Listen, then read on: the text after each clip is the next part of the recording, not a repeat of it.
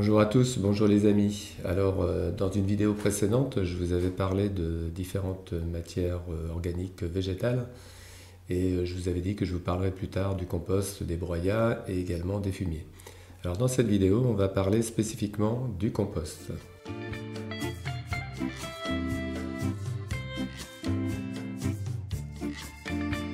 Alors, avant d'aborder la question du compostage au potager, on va parler de ce qu'on voit un petit peu sur les médias actuellement, c'est-à-dire l'obligation du compostage au 1er janvier 2024. En réalité, il n'y a pas d'obligation de compostage pour le particulier. Il s'agit d'une obligation qui pèse sur les collectivités. Alors, ça renvoie à la loi de 2020 et également à une directive européenne sur l'économie circulaire. Et donc, il y a cette échéance du 1er janvier 2024. Alors, qu'est-ce qu'on appelle les biodéchets ? Les biodéchets sont définis par le Code de l'environnement et donc il s'agit de tout déchet de jardin et de parc ainsi que de tout déchet alimentaire et de cuisine produit par les ménages, les restaurants, les magasins de vente au détail ainsi que les établissements de production et de transformation des denrées. On voit donc que c'est une définition qui concerne effectivement les particuliers mais qui se limite donc aux déchets verts du jardin pour ceux qui en ont un et sinon aux déchets alimentaires.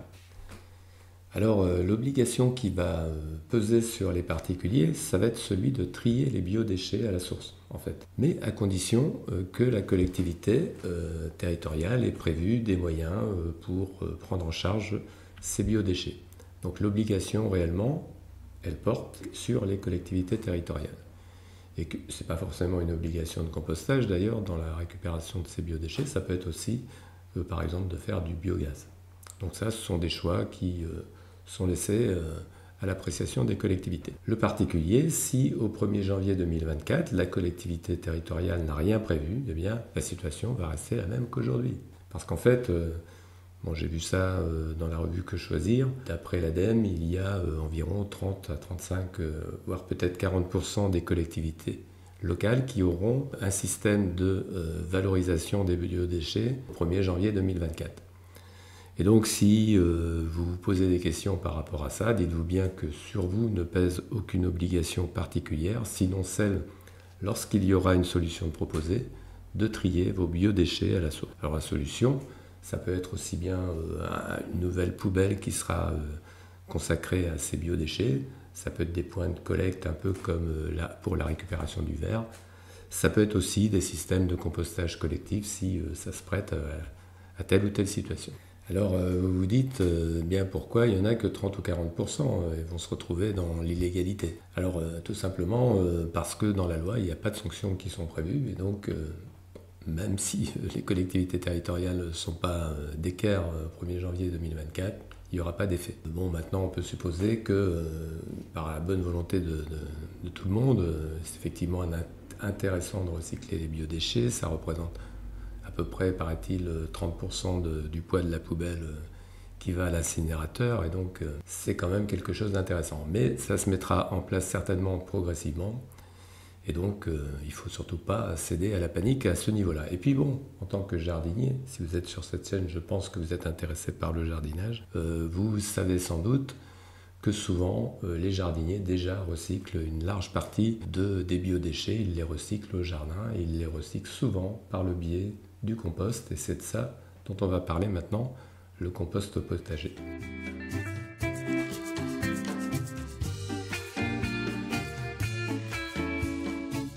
Avant de passer au non-travail du sol, je faisais du jardinage biologique. Alors je continue d'ailleurs à faire du jardinage biologique, mais avec cette petite différence de pratique. Et dans le jardinage biologique, dans n'importe quelle revue que vous ouvrez, que vous regardez, le compost est vraiment l'alpha et l'oméga du jardinage biologique. C'est un passage obligé. Et donc je voyais plutôt ça très bien, puisque les biodéchets qu'il faut recycler, l'économie circulaire, j'étais tout à fait dans cet esprit-là. Et donc ça me semblait assez logique de recycler tout ça à travers le composteur. Alors j'avais 2 composteurs, je les ai toujours d'ailleurs, même s'ils ne sont plus forcément utilisé que pour le compost, je vous montrerai ça après. Mais j'avais 2 composteurs et mes composteurs étaient pleins, ils débordaient et même j'avais pas suffisamment de place. Pourquoi? Parce que les déchets verts au jardin, ça prend tout de suite des volumes importants. Et donc je faisais des tas, un petit peu à droite à gauche, où je mettais là uniquement de la matière végétale, des déchets verts.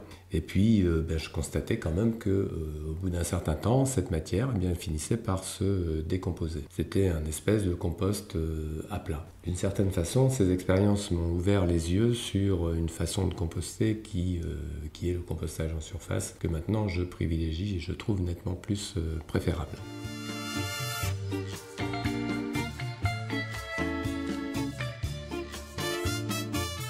Alors peut-être que vous vous dites, ce type-là, finalement, c'est composteur, il débordait parce qu'il ne savait pas faire du compost. Alors effectivement, quand on regarde un petit peu la manière de faire du compost, il faut rassembler du brun, de la matière organique brune, de la matière organique verte, donc quelque chose d'assez équilibré en termes de rapport carbone-azote. Et puis la méthode la plus rapide, c'est de faire chauffer un tas, et donc d'aboutir assez rapidement donc, à une diminution du volume de ce tas par ce procédé. Alors c'est ce que font les plateformes de compostage industrielles et quand c'est maîtrisé, quand il y a suffisamment de matière organique, ça marche très bien. Alors le problème c'est qu'on a rarement les matières qui vont bien à disposition parce que ça arrive au fur et à mesure, de temps en temps on a trop de vert, de temps en temps on a trop de brun, c'est aussi saisonnier d'ailleurs. Et donc la plupart des gens, ils font un compost sur l'autre manière de faire du compost qui est sur le temps long. C'est-à-dire on mélange éventuellement de temps en temps et finalement on va aboutir à un compost au bout de plutôt 6 mois, 1 an, voilà, suivant ce qu'on a mis dans le tas. Et je crois franchement que ce que je faisais, parce que moi je procédais comme ça, c'est à peu près ce que font 90% des jardiniers. Il n'y a pas beaucoup qui passent par l'étape de chaleur, il n'y a que ceux qui ont vraiment des grandes quantités de matière organique qui peuvent se permettre de faire ça.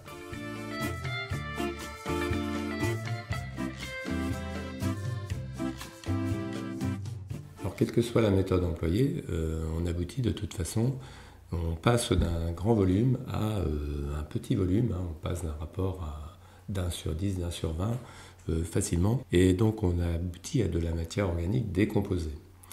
Et alors dans ce processus, que ce soit une méthode ou l'autre, il y a une partie de l'énergie de départ qui s'est envolée et il y en a une autre partie qui a été consommée par la vie, les bestioles qui sont dans le tas de compost. Si on est sur du compostage long, on va avoir des vers, pas des vers de terre, mais des vers particuliers qui vont se mettre dans le tas de compost et puis également d'autres bestioles. Quand on arrive au bout du processus, que ce soit par une ou l'autre méthode, on obtient donc du compost qui va être une nourriture intéressante pour les plantes, qui va éventuellement être un peu consommé par quelques bestioles comme les vers de terre, qui va également participer un peu à la formation de l'humus, mais tout dépend après de l'état de maturation du compost. Si vraiment il est très très mature, il n'y aura pas grand chose et il n'apportera pas grand chose au sol et aux plantes.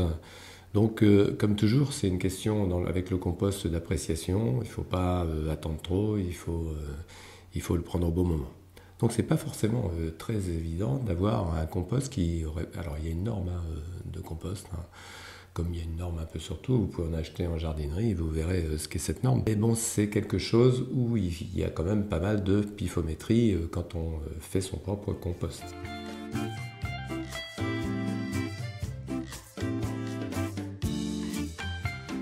Maintenant, il y a des systèmes de maraîchage, par exemple, ou de jardinage, qui fonctionnent avec des apports massifs de compost. Par exemple, la méthode Jean-Martin Fortier, ou voire sur maraîchage sur sol vivant.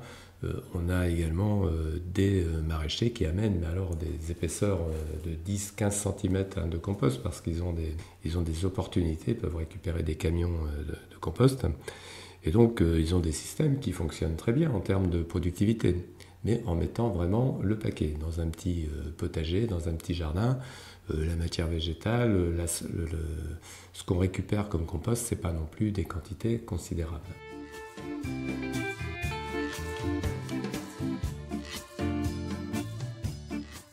Alors vous vous dites pourquoi ne pas l'utiliser hein, puisque ça marche. Hein. Alors bien sûr, on peut utiliser du compost. Moi personnellement, j'y vois aucun inconvénient. Pour ma part, j'y vois quand même du gâchis. C'est-à-dire dans ma réflexion personnelle, je me suis dit finalement, plutôt que de nourrir le tas de compost, hein, les bestioles du tas de compost qui vont le décomposer, pourquoi pas nourrir directement la vie du sol, donc passer directement à du compostage en surface. Et c'est là quelque chose que j'avais vraiment pas pensé pendant 30, voire plus, hein, 30-40 ans de jardinage précédemment, c'est que c'était quand même plus simple hein, de mettre directement la matière végétale, y compris les résidus d'alimentation, sur le sol, et fournir comme ça de la matière pour la vie du sol, qui elle-même va fournir derrière eh bien, tout ce dont ont besoin les plantes, plutôt que passer par cette étape réductrice du tas de compost. Donc voilà pourquoi je fais maintenant du compostage essentiellement en surface. Hein, j'amène directement les matières végétales sur le sol. Bon, il y a un certain nombre de choses que j'ai remisées un peu au rayon des vieilleries, en ce qui me concerne en tout cas, je le vois comme ça, c'est-à-dire de retirer les adventices du potager pour les mettre au tas de compost. Maintenant, elles restent sur place et je ne suis pas plus envahi que je n'étais, même plutôt moins, depuis que j'ai arrêté d'ailleurs le travail du sol. Donc le compostage en surface, c'est, de mon point de vue, éviter ce gâchis qui consiste à passer par cette étape intermédiaire, pas forcément facile à maîtriser d'ailleurs, donc une façon plus simple de fournir directement ce qu'on appelle les fameux biodéchets aux petites bestioles du sol, à la vie du sol qui, elle, va fournir la fertilité pour cultiver les légumes. Alors vous vous dites, bien, il ne doit plus avoir de composteur. Eh bien si, j'en ai toujours, j'ai toujours gardé mes 2 composteurs. Alors après, il y en a un où je fais encore du compost. Bon, j'ai à peu près, il dépasse rarement la moitié du composteur, parce qu'il y a indéniablement un côté pratique parfois, en particulier l'hiver, à certains moments où... parce que bon, pour ce qui est des biodéchets, les restes d'alimentation, c'est pas toujours très esthétique dans le jardin. Alors on peut le mettre sous le paillage, c'est ce que moi je fais en règle générale. Mais de temps en temps, il y a des matières qui mettent du temps aussi à se dégrader, comme je sais pas, les coquilles de noix ou autre chose. Donc il y a un certain nombre de choses qui vont quand même finir au compost. Donc il ne faut pas non plus être complètement dogmatique hein, sur le sujet. Mais par contre, j'ai quand même réduit considérablement ce que je mettais au composteur. Je le récupère directement. J'ai encore réduit le cycle à ce niveau-là. Et dans le deuxième composteur, d'ailleurs, je fais du coup du terreau de feuilles, puisque j'ai des opportunités de récupérer des feuilles. Je fais du terreau de feuilles avec ce deuxième composteur. Alors voilà, je trouvais que c'était intéressant, puisqu'on parle avec les biodéchets de limiter les gâchis. Et bien donc, et on nous dit composter, composter, composter, mais bon, il y a le compostage en surface qui me semble être encore plus vertueux, si on peut dire, puisque là, on est vraiment sur un cycle très naturel où il y aura très peu de gâchis et la vie du sol en profitera, nos légumes en profiteront. Donc voilà, après chacun fait bien ce qu'il veut hein, dans ce domaine-là. C'était simplement pour partager mes pratiques et expliquer pourquoi je fais comme ça et pas autrement. Alors je devais également parler de broyat et également parler de fumier, mais là bon, on verra ça dans d'autres vidéos, pas forcément la suivante parce qu'il faut un peu de temps pour préparer tout ça. En attendant, j'espère que cette vidéo vous aura plu. Je vous dis à une prochaine vidéo et puis portez-vous bien.